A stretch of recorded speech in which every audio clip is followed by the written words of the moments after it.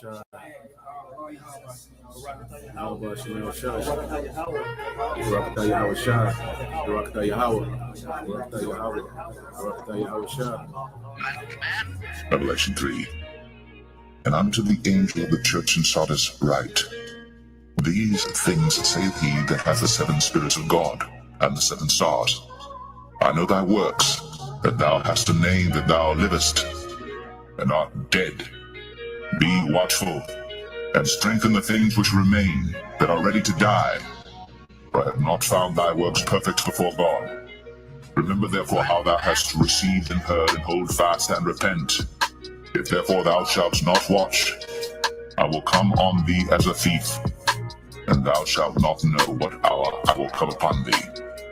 Thou hast a few names even in Sardis which have not defiled their garments, and they shall walk with me in white, for they are worthy. He that overcometh, the same shall be clothed in white raiment, and I will not blot out his name out of the book of life, but I will confess his name before my Father and before his angels. He that hath an ear, let him hear what the Spirit saith unto the churches. And to the angel of the church in Philadelphia write, These things saith he that is holy, he that is true, he that hath the key of David, he that openeth, and no man shutteth, and no man openeth. I know thy works, behold, I have set before thee an open door, and no man can shut it. But thou hast a little strength, and hast kept my word, and hast not denied my name. Behold, I will make them of the synagogue of Satan, which say they are Jews, and are not, but do lie. Behold, I will make them to come and worship before thy feet, and to know that I have loved thee. Because thou hast kept the word of my patience, I also will keep thee from the hour of temptation which shall come upon all the world, to try them that dwell upon the earth. Behold, I come quickly. Hold thy fast which thou hast, that no man take thy crown. Him that overcometh will I make a pillar in the temple of my God, and he shall go no more out. And I will write upon him the name of my God, and the name of the city of my God, which is New Jerusalem, which cometh down out of heaven from my God. And I will write upon him my new name. He that hath an ear, let him hear what the Spirit saith unto the churches. 2nd Esdras chapter 2 and 42. And I, Esdras, saw upon the Mount Zion a great people whom I could not number, and they praised the Lord with songs. See? After we get delivered, we're going to be singing the song of victory over our enemies, just like Moses. And in the midst of them there was a young man of a high stature, taller than all the rest. And upon every one of their heads he set crowns, and was more exalted, which I marvel at greatly. See, he was more exalted, and that's speaking of the Son of the Most High, Hamashiach Yahweh Shai. And he set crowns on their heads, all right?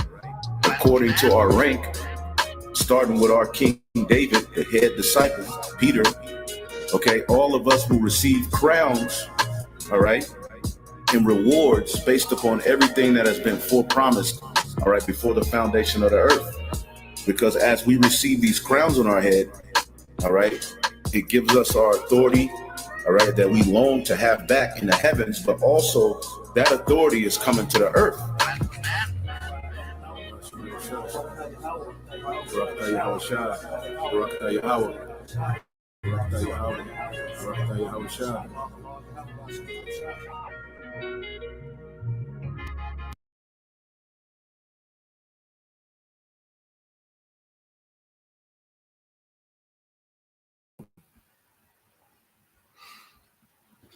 All right. Shalom. First and foremost, I would like to give all praise and glory unto Yahweh, Bahashem, Yahweh Shai, Bahashem, Kakodash. Double honors unto the apostles and the elders of GMS who rule well, teach well, being great examples to us younger brothers. And peace and blessings, salutations to the hopeful elect out there pushing his word in truth and in sincerity across the four winds in the name of Yahweh Bashem Yahweh Shai, pushing to get up out of here. Shalom to the hopeful elect, the believers, the listeners whom have came back to the obedience of the scriptures through faith in Yahweh Bashem Yahweh Shai. All right. And what I want to get into today is The Decay of an Empire. Okay, and it's inspired by this documentary that was sent to me. This quick documentary that was sent to me by the beloved elder brother Shaquat from down here in the GMS Mississippi camp, and I'm listening to it today. And it's similar to a lesson that I did not too long ago, a few days ago, dealing with, the fall of an empire, the cycle, of civilizations. And this one, the last one I did was more based on, how the rulership, would decay. It would go from a kingship to a tyrant. It would decay into a tyrant. Okay. And then tyranny will lead to aristocracy, and aristocracy will lead to oligarchy. All right. Oligarchy. Okay. Which is a degenerate form of an aristocracy, which aristocracy just means the rule, all right, of families, the elite families. Okay. Then those elite families will get degenerate. Then eventually they will, the people will want to, start a democracy. Okay. And then democracy generate into mob rule, or what you call anarchy. Okay. Which we're right here on the brink of mob rule and anarchy. Okay. And on this one, it deals with more so the culture, how the different rulerships affect, the culture and the mindset of, all right, the citizens, in the empire. Okay. So we're going to deal with it from that aspect, and you're going to see, all right, what we're going to see is that America is right here at its final and last stage, man. Okay. America is in its last stage, and there's no doubt. All right. So I want to get this here. Proverbs 19 and 21. It said, there are many devices in a man's heart. Nevertheless, the counsel of the Lord, Yahweh Bashim Shai, that shall stand. Okay? So there are many ideas and thoughts, and, these heathens, especially with these heathens, how they plan, okay, for the future, and all these agenda, 2030, okay, the blockchain, and all these different things, okay, that Esau Edom has in his mind, but we're watching the counsel of the Lord play out. All right. Everything that Esau Edom is doing is vanity, man.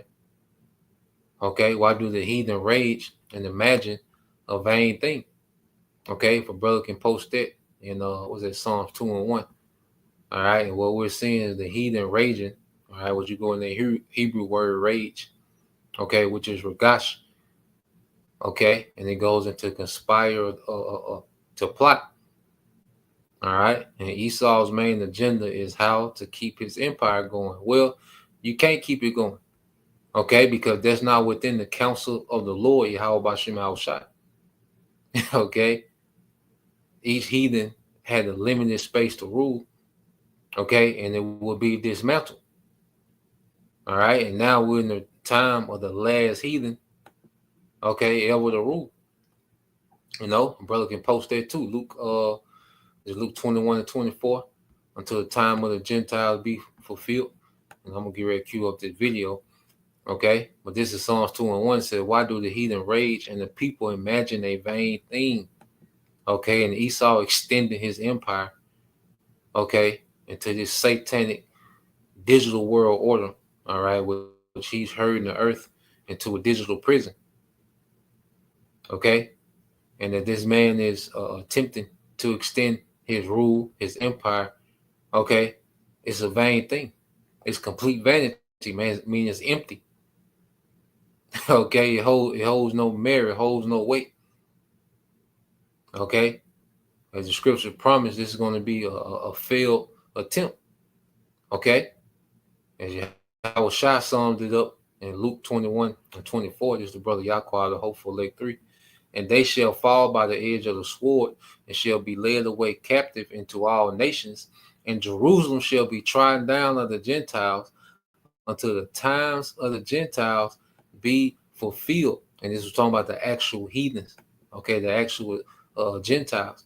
Okay, so we will fall in 70 AD by the sword, all right, due to the invasion of Rome, okay, on Judea, on the temple, all right, which will lead us into to fleeing, okay, into the interiors of Africa mainly, and eventually led away captive. You had the transatlantic slave trade, the sub-Saharan slave trade, okay, and that landed us everywhere in captivity, man, okay. And then you had the 48, all right, the 1948 incident where these heathens, which Ishmael been in there, all right, which they're Gentiles that played a part in trying down our land, okay, but them small heads made a splash in 48, okay, and since that time, our land has been trodden down of the heathen, but now we're in the time of the heathen's rulership, okay, being fulfilled, okay, which Esau Edom will be the last heathen to ever have rule in the earth, okay. That's why Esau is the end of the world and Jacob is the beginning of it that followeth, man. Bible Kashai, if a brother could put that, um, Second Ezra chapter 6, verses 7 through 9 in the GNT, Bible Kashai. If a brother can do that, you know. But yeah, let's go ahead and get this video, and we'll stop when need be, and just add to it. All right, but it's about 11 minutes. We'll let the whole thing rock. I shouldn't have to stop it too much. But however the spirit, lead. You know, so this is all civilizations follow the same pattern. Okay, and America is no different. you know, and for the longest, people, all right, have looked at America as this eternal utopia. Okay, that's to last forever. No, okay, it's temporal, just like every other heathen empire. Okay, it's just the most recent. The only difference is America is the most recent. All right, so let's let this play. Like I said, we'll get from there. And Bob Shah, if a brother could get that in Second Ezra chapter 6, verses 7 through 9 in the GNT. You know.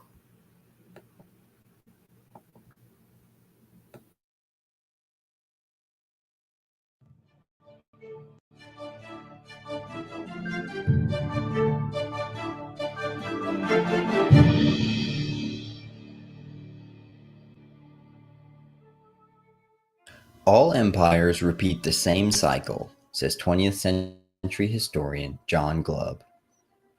He observed that for the past 3,000 years, every civilization has followed the same 6 stages before decline.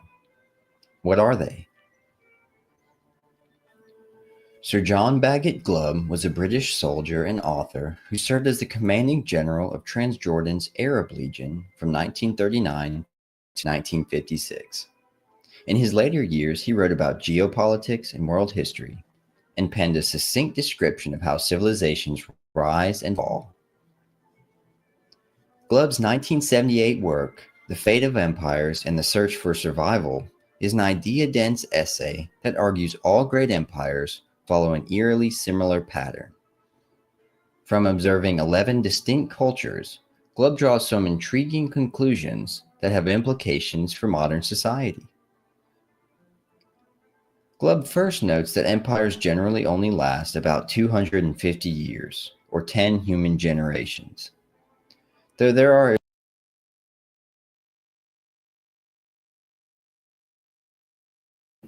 The average empire, all right, runs 250 years.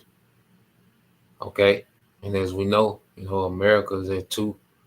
All right, well, this year in July, as they celebrate July the 4th, the birth date, okay, of America. Okay, well, this July make 249. Okay, and Trump is planning, he said he's going to do it big, all right, for America's birthday year. So he plans to do things the whole year 2026, okay, which July 4th, 2026, okay, will be 250 years for America. Okay, now we're not putting a date on the end of America, okay, but we know it's soon, all right, and we know empires, okay, they have average, all right, run stretch of 250 years, okay, give and take. Okay, but we know one thing's for sure, that we're right here. All right, and all of the signs, okay, of the fall of empire, America is showing all the symptoms, okay, as we're going to get into. All right, so let's go. There are exceptions. A remarkable similarity in lifespans emerges when one compares them side by side. Glubb writes, in spite of the accidents of fortune and the apparent circumstances of the human race at different epochs, the periods of duration of different empires at varied epochs shows a remarkable similarity. And the trend holds regardless of a civilization's technological level. The Assyrians marched on foot and fought with spears. The British used artillery, railways, and ocean-going ships. Yet the two empires lasted for approximately the same periods. And so you had the Assyrians, okay, which was far less superior technologically wise, okay, than the Britons, okay, with their empire had the same run, okay, because when it comes to Yahweh Bashim al Shah, okay, your technology and your weaponry is not a factor, okay, it's about the will, okay, of Yahweh Bashim al Shah being accomplished in the earth, okay. This is the book of Psalm 33, okay, and verse 14. I'm getting NLT. All right. It's Psalms 33 and 14 in the NLT. It says, from his throne, all right, this is the Most High, he observes all who live on the earth. Okay, matter of fact, I'm going to start at 13. All right, it says, the Lord looks down from heaven and sees the whole human race. Okay, so the Lord is on his throne and everything is being observed. Okay, from his throne, he observes all who live on earth. So the affairs of men are overseen by the will of Yahweh Bashim al Shah. And as we know, all right, his throne is surrounded by chariots, millions, okay, upon millions, billions of chariots, man. Okay, and then they're waiting to be dispatched to do his bidding. Okay, so his will can be played out in the earth. Okay, verse 15 says, he made their hearts, so he understands everything they do. Okay, he made their minds. You see, so there's nothing that's happening in the earth that's catching the Most High off guard. There's no empire, all right, that just stumbles into power. No. Okay, it was ordained. Okay, it's happening as the Lord intended it to from the beginning. Before the earth was, okay, the Lord had everything that we're doing, that we've done and going to do. It was already within his will. Okay, so there's no nation that's doing anything cute. All right, I think that's Wisdom of Solomon, chapter 1. All right, verses 1 through maybe 3. Okay, and get in there too, and the water for that GNT of second Ezra. I one thing on the back burner. We'll get to it. Okay, but yeah, these are I'll say these different, military generals. Okay, these different events that swing. These different events that lead up to a kingdom falling and another kingdom coming in power. Because when you study these things, all right, the history of these different empires, you can see, all right, when it's time for a nation to come out of power, everything they do begins to work against them. Okay, and when it's time for a nation to come into power, everything work in their favor. Okay, you can go into certain events and certain things, and certain storms, and you see certain things will just work, in the favor of an empire because it was the will of the Lord, and certain things will work against, all right, an empire because it was the will of the Lord. Okay, verse 16 said, the best equipped army cannot save a king, nor is great strength enough to save a warrior. Don't count on your war horse to give you victory, for all of its strength, it cannot save you, man. Okay, and that's from an actual, war horse, all right, to the modern day tank. Okay, the ancient, arrows, okay, or the modern day missiles. Okay, because all the missiles that America has is not going to save it from being turned to a desert. All the military hardware, because America has the most military hardware in the earth by far, well, it's not going to deliver them, all right, from their fate of becoming a desert. Okay, just want to put that out there, but yeah, brother. Go back to the video. Yeah.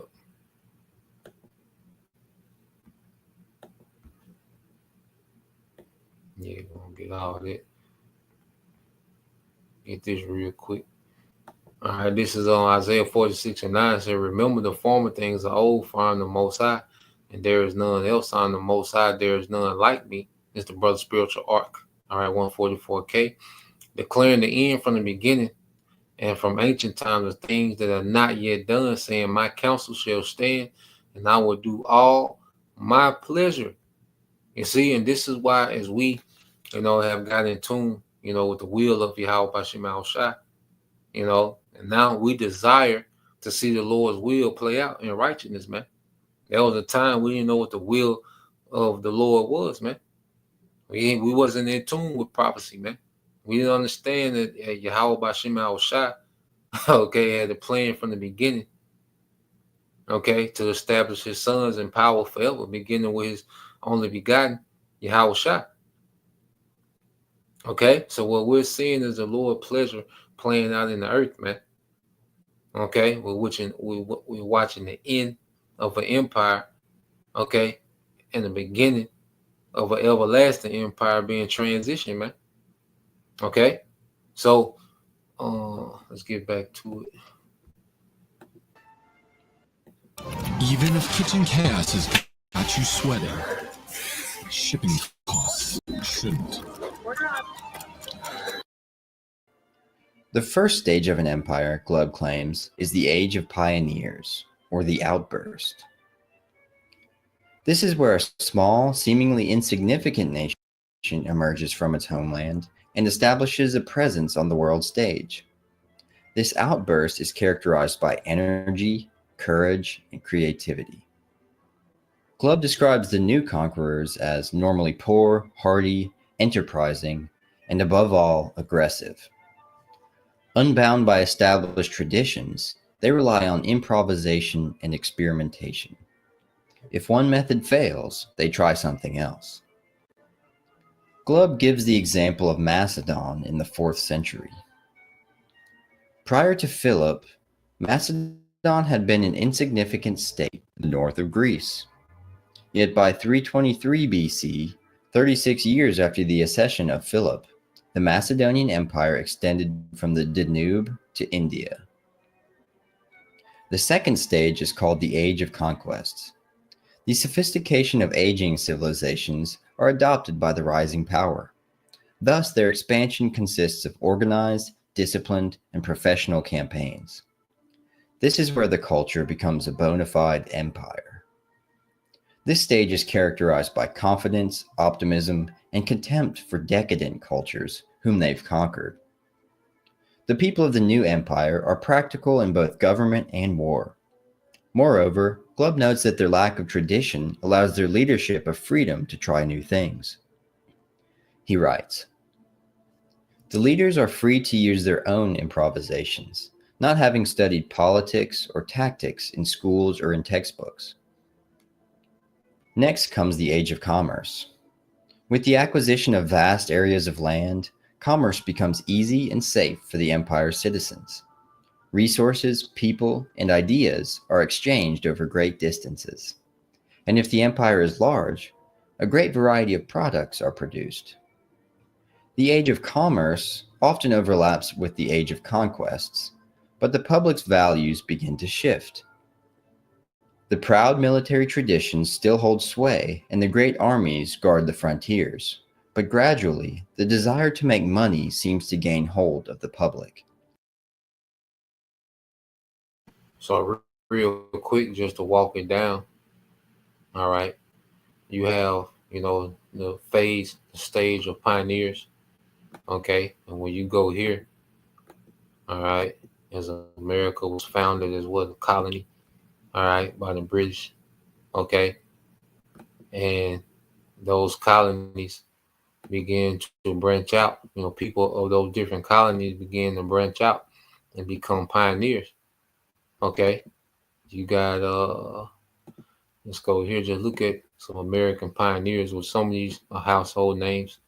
Okay, it says American pioneers were people who settled and developed the Western United States in the 1800s. They were men, women, and children who came from Europe, Asia, and Africa. All right, who were they? You got Daniel Boone, a frontiersman who explored and settled Kentucky and founded the Wilderness Road. All right, you have uh, George Rogers Clark, an explorer and military leader. All right, William Clark, an explorer. Meriwether Lewis, an explorer. Kit Carson, a frontiersman. All right, David Crockett, okay, a soldier, and Birmingham Young. Okay, so you get the Mormons, okay, which was a religious leader. Okay, and uh, you know, so you had that year of the pioneers. Okay, and then you had what, the time of conquest. Okay, as America, began to be established. First, they did the conquest in America because you had three, okay, European powers that had America divided up: the British, the French, okay, and the Spanish. Okay, the British on the East Coast, the French, okay, was in the South, and then in the Midwest. Okay, then you had the Spanish in the West. All right, but the people of the colonies, okay, as they had threw off the yoke of the British government. All right, the British throne. Okay, the people, all right, in those colonies began to conquest in America. Okay, and what is known as America now. And they will eventually buy the swath of land from the French, all right, called the Louisiana Purchase. Okay, and they will eventually defeat the Spanish in the American Spanish Wars. Okay, and take Spanish territory in the West. All right, and then eventually even take the Isles of Puerto Rico. Okay, and certain other islands, Cuba.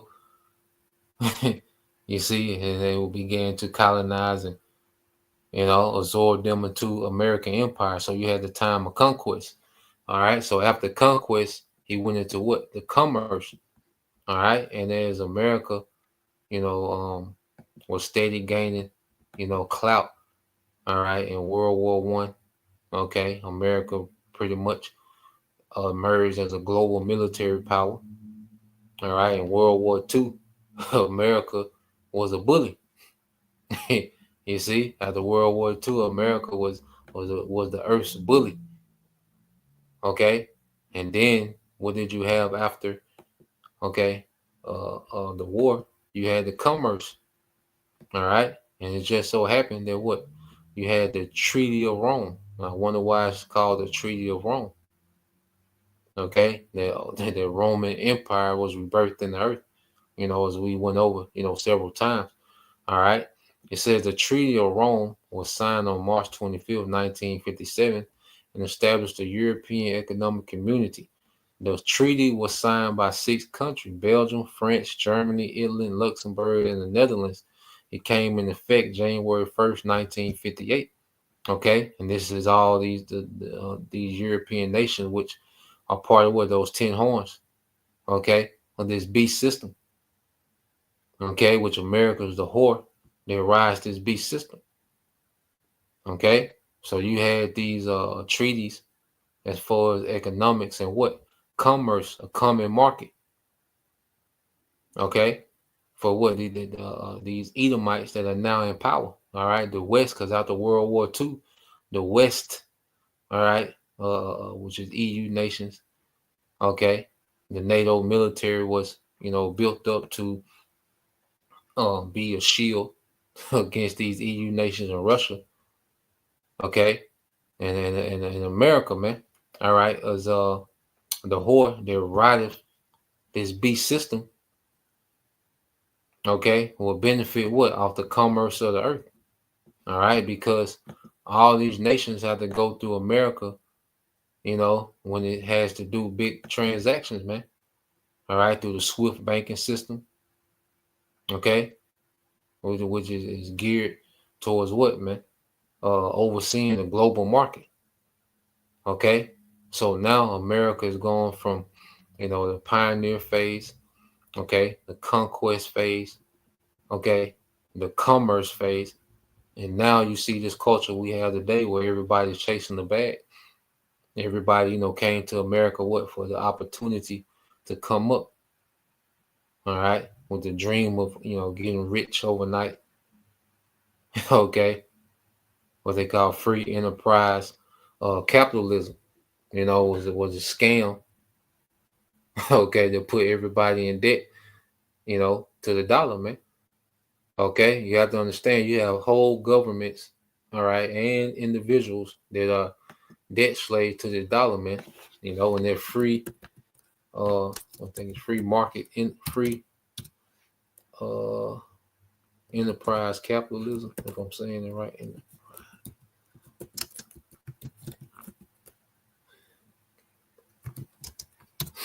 Let me see.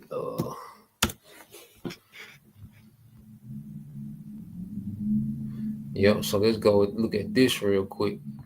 And this was a scheme.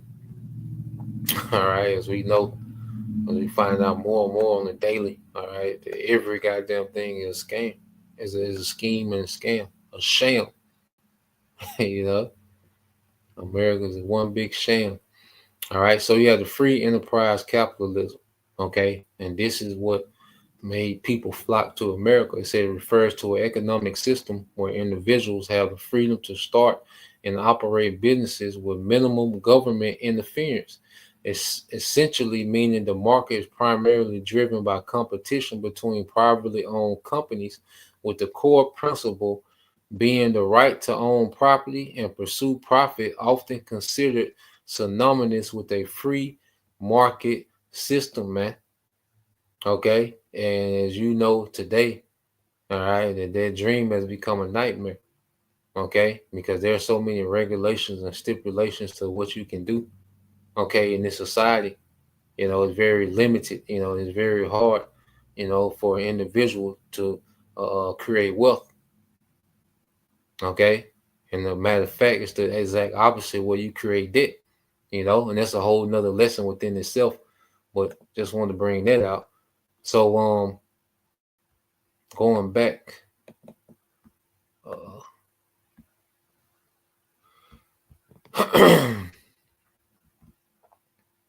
yeah, going back to the video.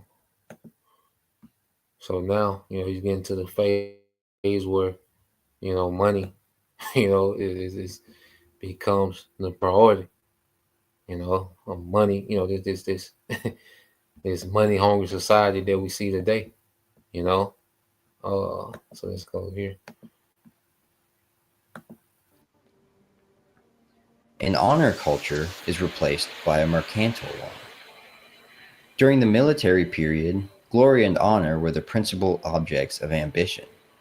To the merchant, such ideas are but empty words, which add nothing to the bank balance.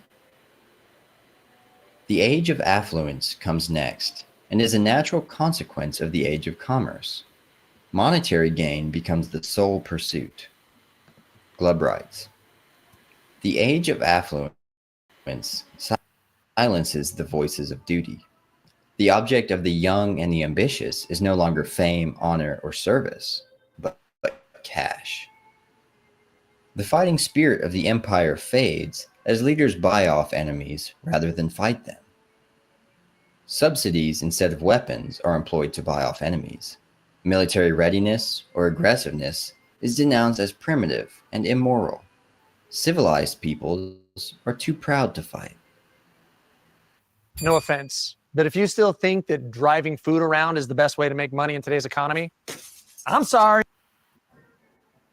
The fifth stage in Glubb's model is the age of intellect, a period of scholarly activity that coincides with decline.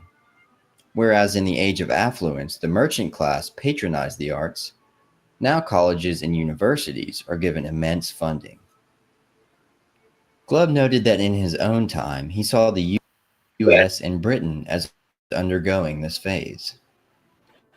When these nations were at their height of their glory, Harvard, Yale, Oxford, and Cambridge seemed to meet their needs. Now almost every city has its university.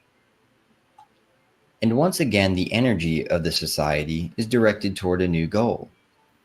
The ambition of the young, once engaged in the pursuit of adventure and military glory, and then in the desire for the accumulation of wealth, now turns to the acquisition of academic honors. The final stage of an empire is the age of decadence. It's characterized by a number of symptoms: internal division, an influx of foreigners, materialism and frivolity, a welfare state, weakening religion, and a defensive mindset. Empires decline amidst a cacophony of argument. Glubb writes that endless and incessant talking fails to solve political and social disagreements. Amid a babble of talk, the ship drifts onto the rocks. That is because cleverness cannot solve problems that require self-sacrifice. There are times when the perhaps unsophisticated self-dedication of the hero is more essential than the sarcasms of the clever. Glubb notes that internal strife is a hallmark of decline and gives the Byzantine Empire as a prime example.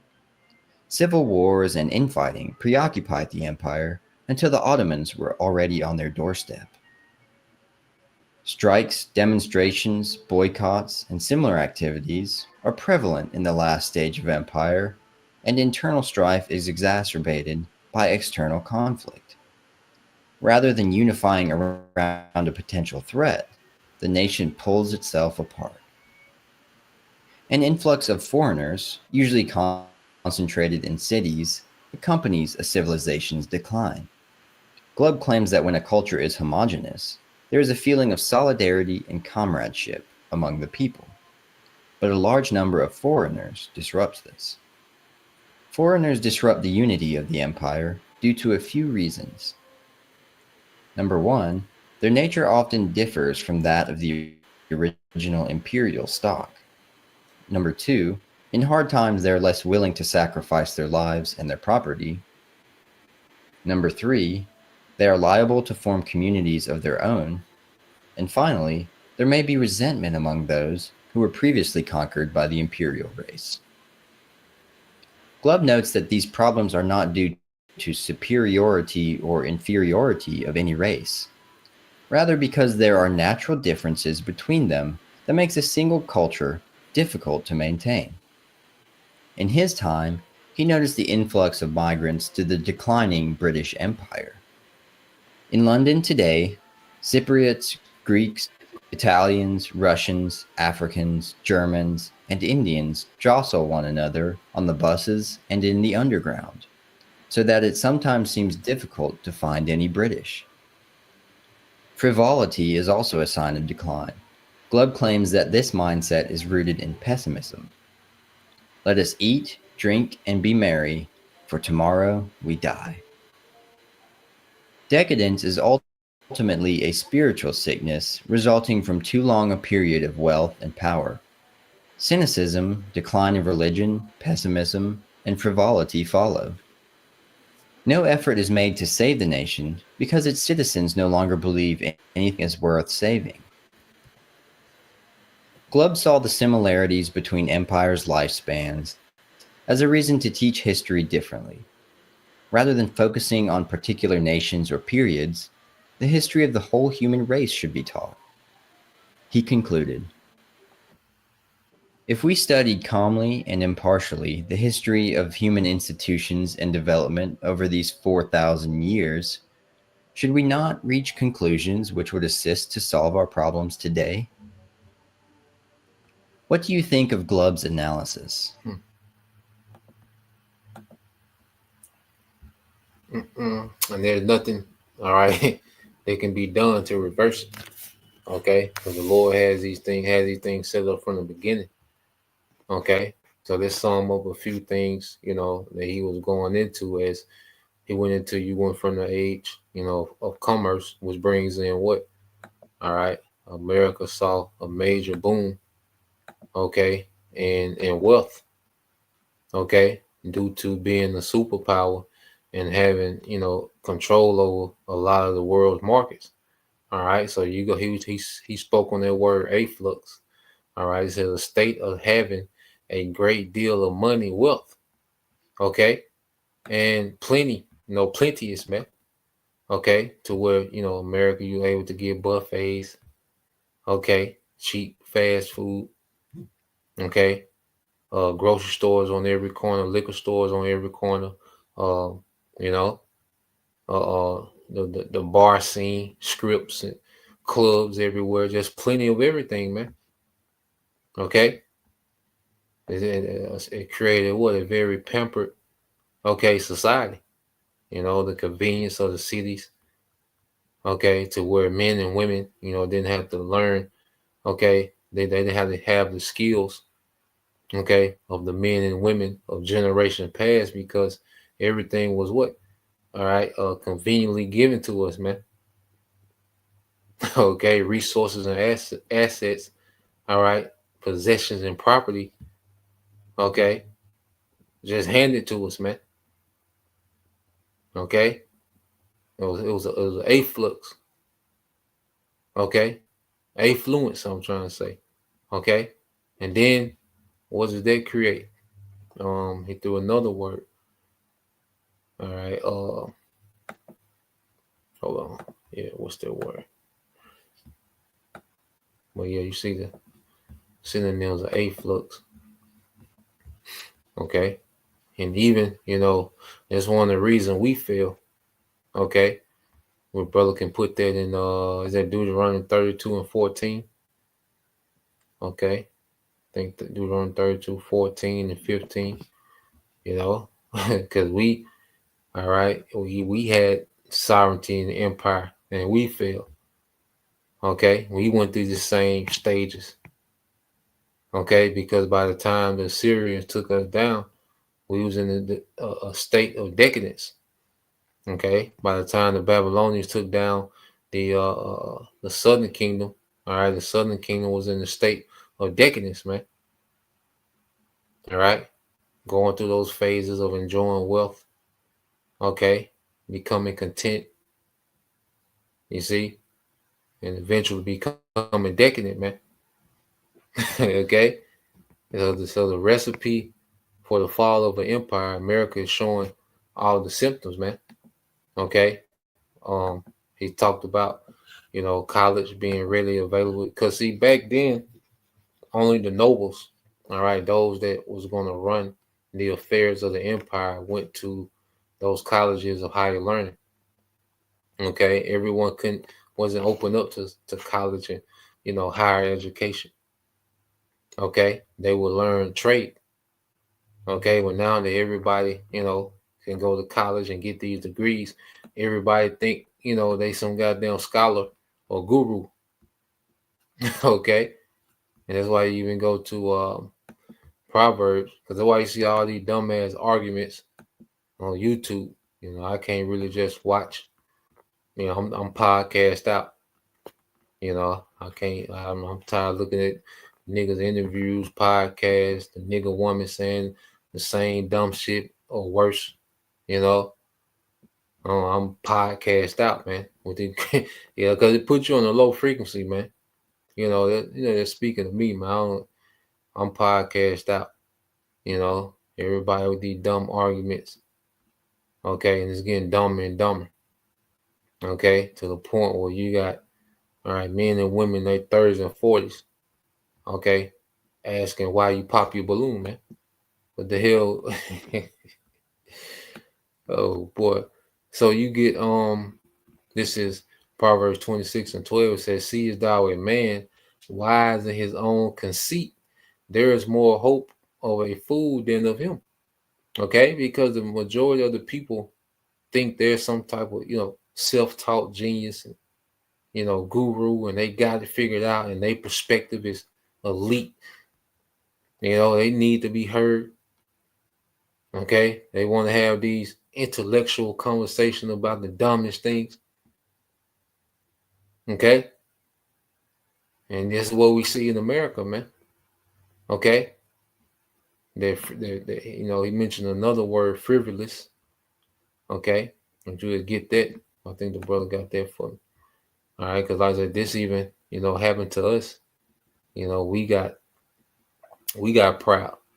Okay, you get this is the brother Yaqub, Hopeful Lake 3.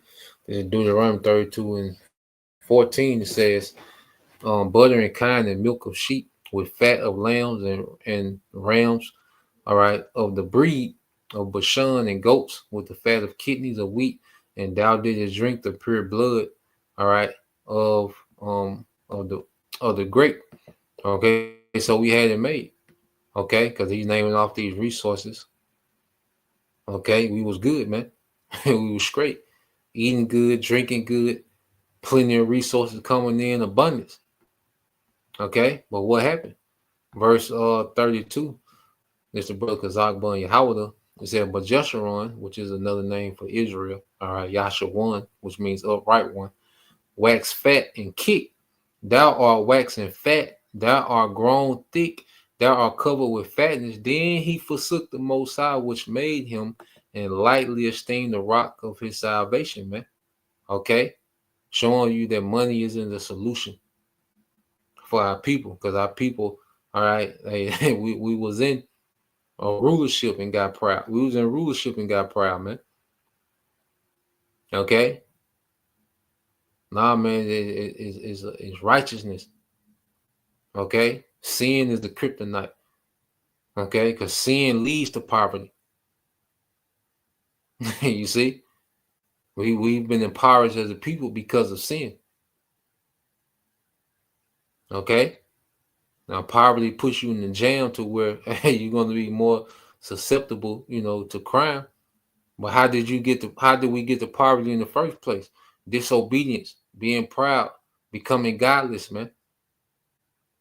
Okay, moving like the heathen. You see, they lightly esteem the rock, okay, of his salvation, which is Yahweh Bashem Al Shai. And we see the same thing in this society where there is no reverence of a higher power. Okay, there's absolutely no fear of Yahweh Bashem Al Shai. Everyone, okay, worship themselves, man. Okay, and we was warned about these times. Okay, you get the word frivolity. Okay, frivolity says lack of seriousness, lightheartedness, man. Okay, and what all do you see? It says joking. Okay, all you see is adults in this silly spirit, man. Nothing is serious to a nigga, man. Nothing is serious in this society. Everything is something, all right, to make a YouTube short about. Okay, empty-headedness, shallowness. All right, goofy. Even way people talk, sound. Okay, laugh. Okay, that Cardi B just a goddamn airhead. Okay, this is what you. This is the culture.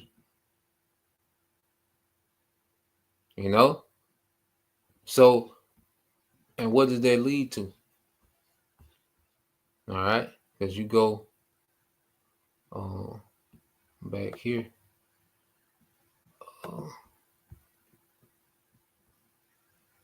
Oh, yep, the brother getting it in.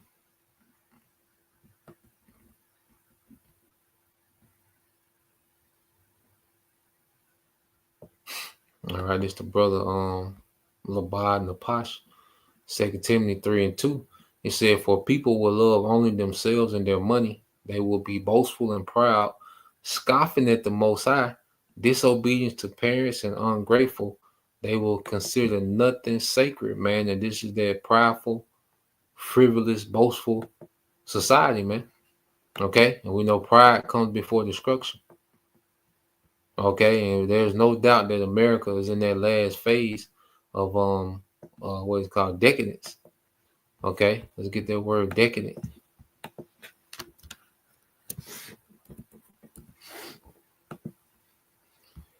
All right. So you get that word decadence.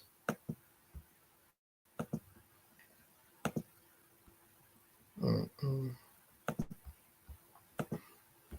right. So you get the word decadent. And what does it go to? Is it characterized by or reflecting a state of moral or cultural decline? All right. And there's no doubt about it that this place is on a moral or cultural decline. Okay. The things that they do now, they couldn't get away with 10 years ago. The things they were doing 10 years ago, they couldn't get away with it 10 years before that. But every generation gets worse. Every 12 to 13 years, it gets drastically worse, man. Okay, going to some of the some of the synonyms. Okay, and it's dissolute, dissipated, degenerate, unprincipled, shameless. Okay, absolutely no shame. Okay, the worst built, woman on the planet come out in any goddamn thing, man. Even if you do have, a nice shape, there still should be a level of shame, man.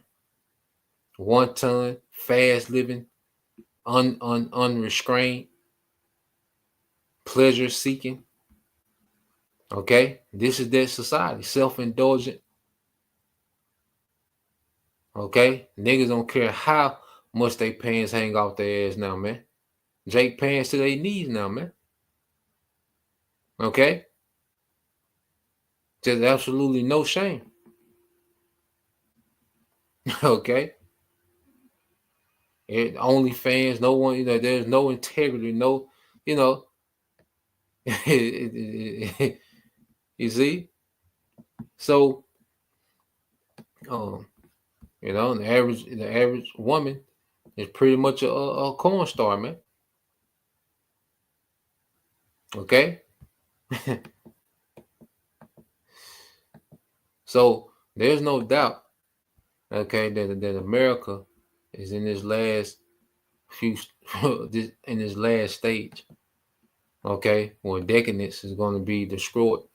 Okay, brother can get that in Joel 3:13. Okay, and see, did the brother get that?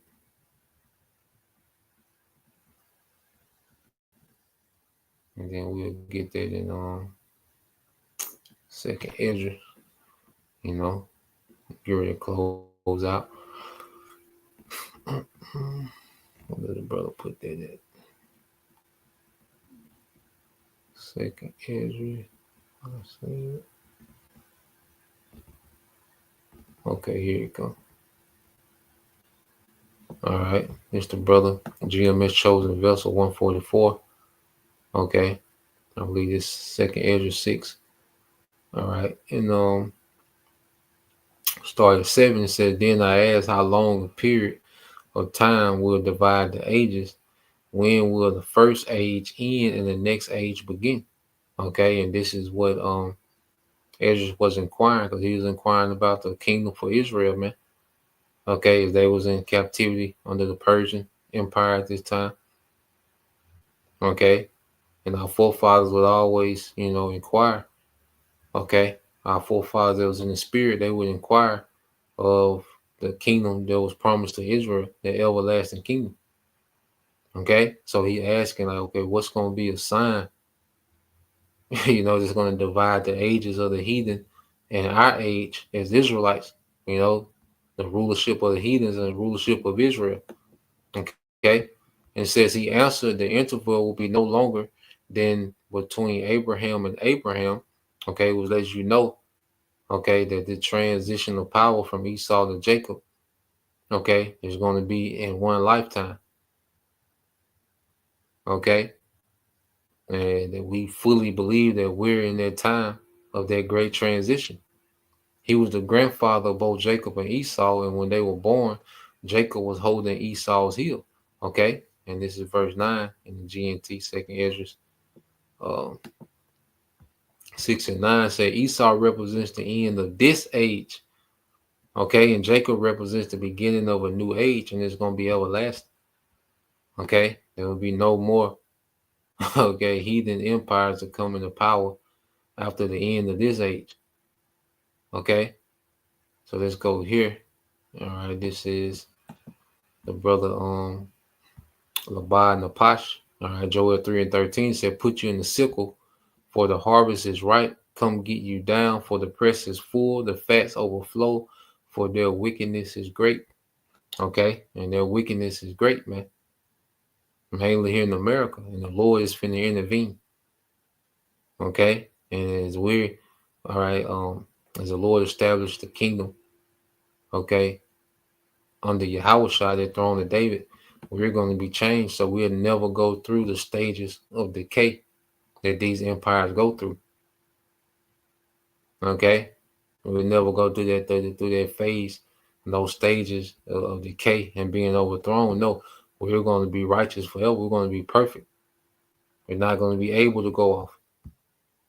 Okay, to the point to where we fall, again, as the sons of God. It's over, man. This was our last fall. Okay, so yeah, I just wanted to get into that.